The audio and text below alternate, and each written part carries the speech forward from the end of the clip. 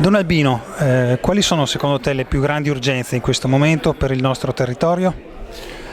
Ma la prima cosa è accogliere l'emergenza che viene dalla terra che oggi fa fatica a respirare.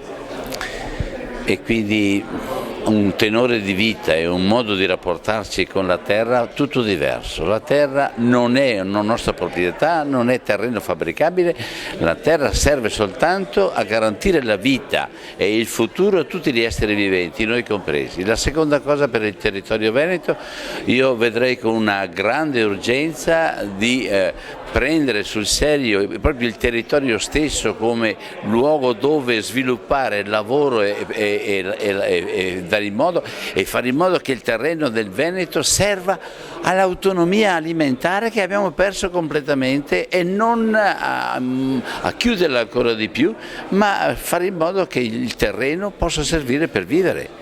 Perché se togliamo questo, non lo so che cosa serviranno i soldi senza futuro e senza possibilità, se dobbiamo andare in un'altra regione per andare a trovare da vivere.